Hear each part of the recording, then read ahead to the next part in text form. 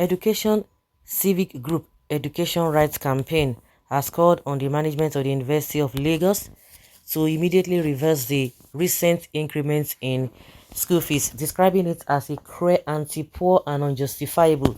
The group, while vehemently condemning the recent fee increments announced by the university management, called for immediate protests and demonstrations to reject the wave of fee hikes across the country. ERC, which made the call in a statement issued on Monday, jointly signed by its Deputy National Coordinator and National Mobilization Officer Ogunjimi Isaac and Adara Moye Michael Lenin, respectively, asked Nigerians to demand that government funds public education adequately and ensures democratic management of schools. UNILAG fee hike. ERC demands immediate reversal. The rights organization stated that the current fee hike across the universities in the country had confirmed its warning that the student loan policy was a deceptive ploy by Tinubu anti-poor governments to officially hands off the funding of public education while shifting the burden to parents and students, especially from the working class and poor background. It called on the leadership of the National Association of Nigeria Students to withdraw its support for the student loan while condemning NAS support for the policy. Now, we think that the current situation ought to convince the NAS leadership that they had made a terrible mistake.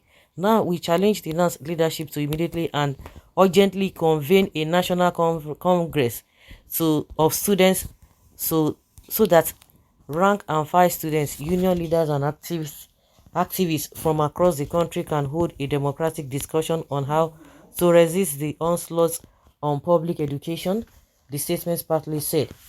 It added, we encourage students, activists and union leaders, should the NAS leadership fail to heed this call, to commence a signature campaign across campuses to demand that such a national congress be convened immediately.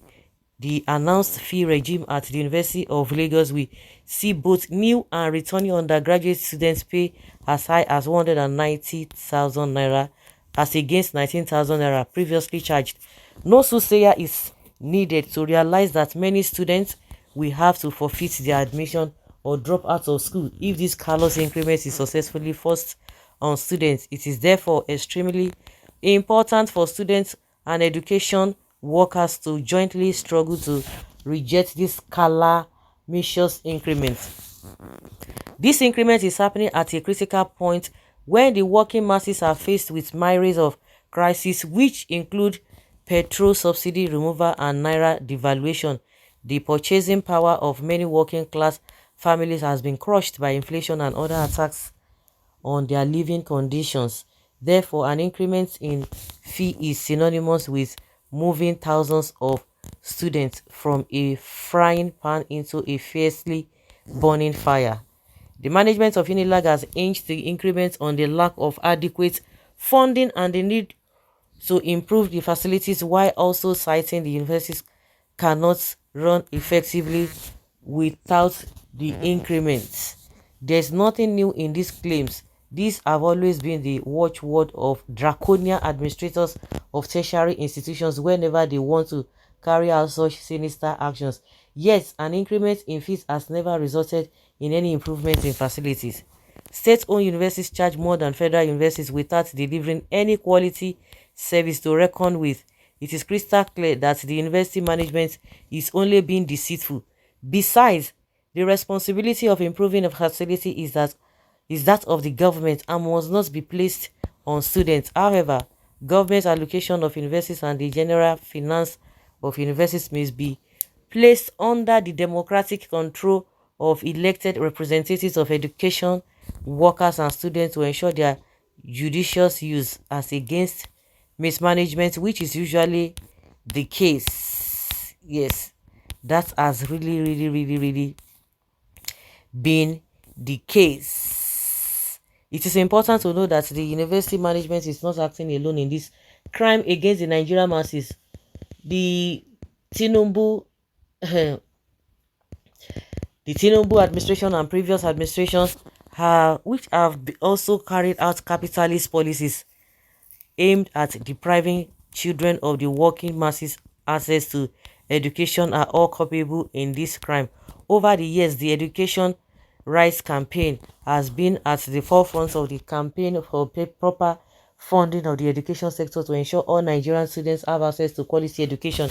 We do not agree with the lies of the government that the country is not rich enough to fund the education sector. For example, the outrageous salaries and emoluments of political office holders, if redirected to the education sector, will add more to the resources needed to ensure no student is denied access to quality education. We believe that with a democratic plan of Nigeria's economy and judicious use of resources, there should be more than enough to ensure all students have access to quality education. This is why we demand that the oil and gas sector, mines, banks, and big agro-allied firms be placed under public ownership and workers' democratic management to permit the rescue of Nigeria's enormous wealth currently trapped in the hands of a few big billionaires, so they can be used to fund public education and social services. This important step, if linked with putting an end to the inequitable system of capitalism and the implementation of a socialist plan, can ensure the all-round development of the country in such a way that mass illiteracy, poverty, unemployment, and backwardness are banished permanently. The signs are there that the present administration is bracing up for an all-out attack on public education and other rights of citizens. Already fees in the University of Abuja, the University of Benin, the Government Unity School, and the University of Calabar, among others, have been hiked in different dubious ways. This aside from the plan of the government to introduce tuition fees, students and education workers must be prepared to launch a determined struggle against the attack or against these attacks as the only way of rescuing the education sector from the neoliberal laws clause of the Tinubu administration of the ruling class. Okay, we don't hear this one now. Waiting go can't happen. Well, one thing is certain, and the true meaning of leadership starts up in Nigeria, where politicians are unable to fulfill campaign promises will manifest soon. Where were this group when ASU was fighting as lone wolf against tuition fee? Students and parents were calling them names and even said they should be sacked. Let all of us face the consequences now. And somebody is saying that the kind of news obedient want to hear. Ask yourself this question: why is it that Obi didn't criticize the removal of fuel subsidy? Because he's going to do the same thing, but increasing the tuition fee is generally bad. But even at that, Nigeria's school fees is still one of the cheapest in Africa and the world. I don't understand what it concern Obi now. What it concern Obi now? Guilty conscience.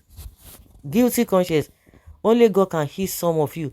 More than 60% of Nigeria earn less than $2 per day, and you want the school fees and others to be increased. I don't blame you, some of you, because you don't even have a bit of free education. For every Southerners that is above 40 years, especially from Southwest, that benefited from free education now waging war against it now, God will judge such person. Okay, well, these guys are something else. The northern Muslim leaders are satisfied now. Muslim really working. He built Lagos. He reached on to build Nigeria. Cement and sand can't finish. Wait. So wait, you sow what you reap. No national cake. Ndagbado. Enjoy it. Make una no complain. APC top to bottom. When Bola Tinubu said he will continue from where Buhari stop, you people didn't understand.